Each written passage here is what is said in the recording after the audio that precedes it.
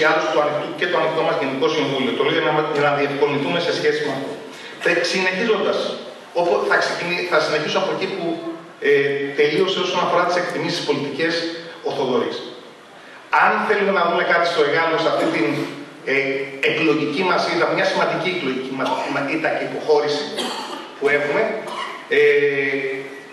που χάσαμε το 1 τρίτο του ποσοστού μας από την προηγούμενη φορά και πολύ γύρω στο 40-41% αναλογικά των ψήφων που είχαμε πάρει το 2019. Βέβαια με άλλη εντελώς διαφορετική, με 58% συμμετοχή, όταν στο Εγάλο τώρα έχουμε 44% συμμετοχή.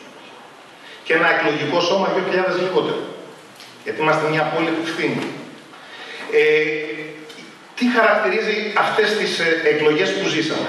Πέρα από τα τρία στοιχεία της αποχής, αποστασιοποίησης των πολιτών, γιατί σε όλη τη χώρα είχαμε μία μείωση της συμμετοχής, όμως στα αστικά κέντρα και ιδιαίτερα στην πόλη μας, είμαστε τα πιο χαμηλά ποσοστά και στο λεκανοπαίδιο συμμετοχής, είναι, όπως τα είπε ο Θοδωρής, η απουσία προγραμματικής συζήτησης, η ισχύ των κομματικών πελατειακών δικτύων και τα αντί που αν θα δείτε όλη τη χώρα, που την πρώτη Κυριακή χτυπιόνται οι δήμαρχοι και υπάρχουν σημαντικές αλλαγές, πάνω από 50% στη χώρα αλλαγή δημάτων, και τη δεύτερη Κυριακή είναι αντικυβερνητική. Μετά την ελαζονία της Νέας Δημοκρατίας. Υπάρχουν αντί που αλλάζουν κάθε φορά. Και αποδέκεται. Στην πόλη μας τι έγινε?